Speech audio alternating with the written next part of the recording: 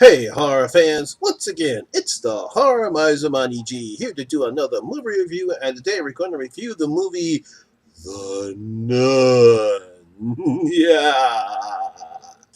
Now, The Nun is a 2018 American Gothic supernatural horror film. It was directed by Corbett Corn Hardy, written by Gary Davidtram, from a story by him, and of course, the hot director of horror, James Wan.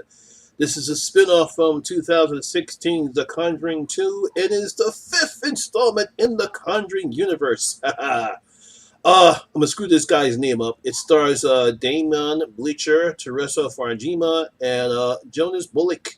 Basically, the plot follows a priest and a Catholic novelist, that's a nun who hasn't taken her vows yet, as they uncover unholy secrets in 1952 Romania.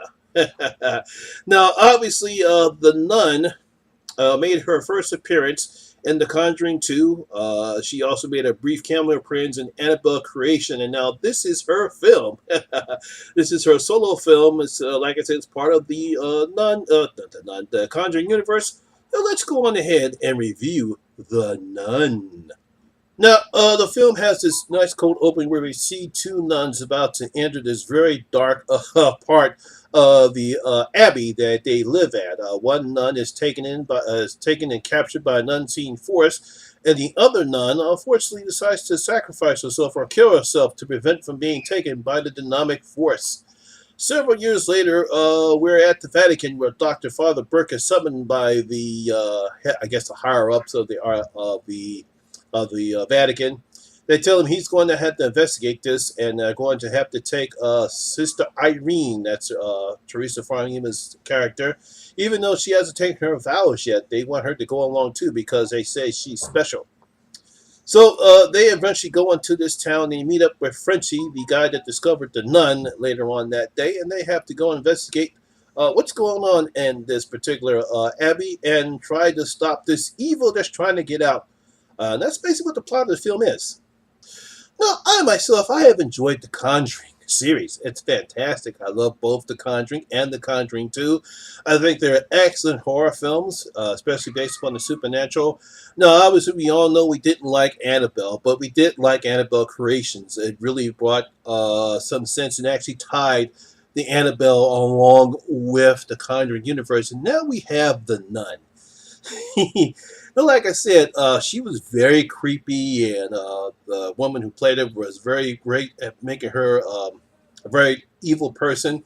And I thought this story here was pretty interesting too. I thought it did an okay job in bringing this story in along with the rest of the Conjuring universe.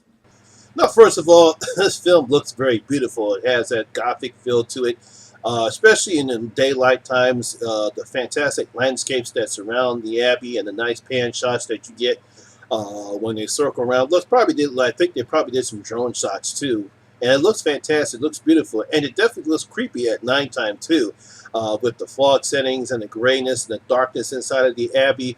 Everything looks creepy. It has an evil atmosphere to it. So you got to give the cinematographers and everyone else and the sound designs people, they did a fantastic job of making the film look great. It definitely looked great around the cemetery that surrounds the abbey. It's creepy looking. It's nasty looking, gray and rusty. As you can tell, it looked aged.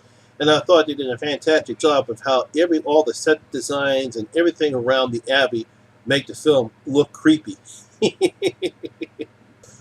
Really have to give Teresa Farmiga, who is Vera Farmiga's younger sister, credit, because she does a fantastic job as Sister Irene, and also Demon Belich. Oh, how much screw his name? But they're both excellent in their roles.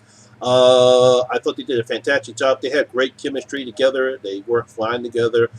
They both showed their strengths and vulnerabilities while trying to defeat the manifestation that Valak is trying to get with them, especially with the Father Blair, once we find out some of his secrets, which I'll talk about later. Now, while I didn't mind Jonas's Bullock's performance as Marquise Frenchie, well, he was known as Frenchie as his film, but his real name is Maurice, I didn't like his humor that comes up within, I say, in the middle of the second or third act of the film. As we all know, none of the film series in the Conjuring are not funny. They're all serious. There's no unintentional humor. You might laugh at a few things, but there is no unintentional humor in any of the film. And I felt his attempt at humor was misplaced. I'm assuming that because they wanted to lighten the mood, and that's the reason why they decided to have him throw a bunch of silly lines. But it felt misplaced. Really has no place in the Conjuring films at all, or in the Conjuring universe. Now, here's the main problem I have with this film. It's basically the direction and the story. Now I understand this is Corbin Harbin's second film. I think the first one he did was called The Hallow. I've not seen The Hallow. I really haven't get a chance to take a look to see how he did as well. But here he does. Well, the film looks good, and I do give him credit for that. The only problem is that this film is riddled with unnecessary jump scares. What the hell's going on here? This is not the Bye Bye Man or I put it that way, Ouija, the first Ouija. I mean, it's like, why are you relying on jump scares? You don't rely on jump scares. And if you do have jump scares in it, they have to make a point to actually scare you. I mean, that's what makes James Wan so great, is that when he puts jump scares in this movie, they're there for a purpose. Here, he puts jump scares in it, and it makes no sense to put a jump scare in it. Now, I understand there are some jump scares that actually make sense. You have a frightening image in it, but most of the other jump scares, there's no need for them. That's one big problem I have with all these damn jump scares. You don't need it. Another problem I have is the backstory of Father Blake. They decided to put a backstory in here, which I kind of get, but I thought it was misplaced. It was not, the right time for it, because at the time that they put it in there, it kind of slows down and messes up the pacing of the film. Film does take a while to get together, and unfortunately, when you're about to get some good going in, and then all of a sudden you get this backstory to come into place, like, why are you telling this story now? Let's do it another time. It would have been better if they just would have done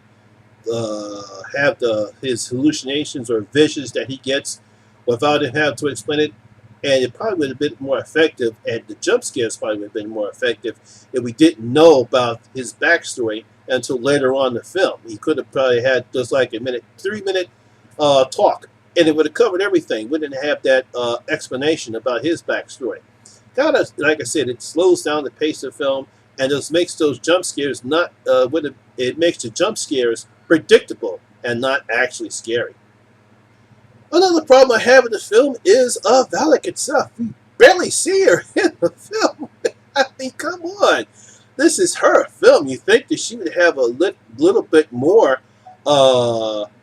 scenes in the movie. Yeah, we see like little bits of pieces of her throughout the film, but it's not until we get to the third act that she actually make a true appearance in the film. I mean, she made more of an appearance in The Conjuring 2 than she does in this film. Now, I understand sometimes directors think less is more, but here, this is not enough. We want to see the nun.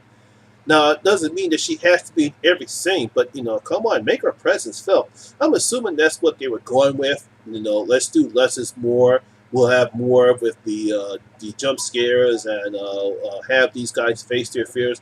But I would have preferred to see more Valak than what they did show as far as I can understand with the nuns and everything. I did like that part, but I wanted to see more of Valak, and I'm pretty sure a lot of people did too.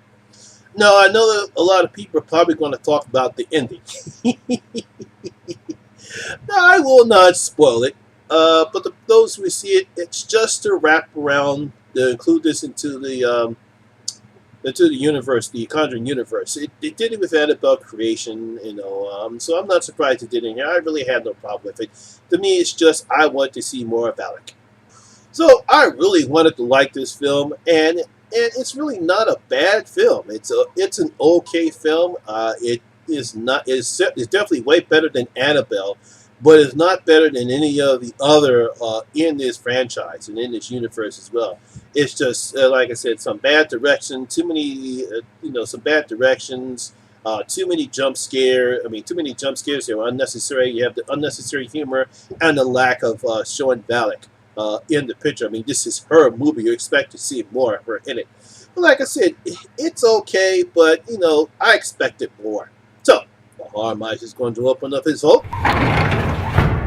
And I'm going to give The Nun 2.5 out of my 5 gold coins. Yes, I'm going to give The Nun 2.5 out of my 5 gold coins. Yes, it's okay, and I expected more. But hey, look, it's not Slender Man, and it's not the Bye Bye Man. But I expected better. So, my horror fans, what do you think about The Nun? Do you think this was a great inclusion into the Conjuring Universe? Or did this fall flat on its face and it's just as bad as Annabelle? Leave your comments down in your comment section below and tell me what you thought about The Nun. Well, that's my video for today. Hope you guys did enjoy it. And if you did, please give it a thumbs up because it does help the channel out a lot. And once again, this is your first time here. Please hit that subscribe button. Ring that notification bell. That way you can come and enjoy the horror experience with me, the Horror Miser Monty G. And as always, all my social media links will be down in the description box below as well. Once again, my name is Lamont Smith, better known as the Horror Miser Monty G. And always remember, horror rules. I'll see you guys later. 1, 2, let's come for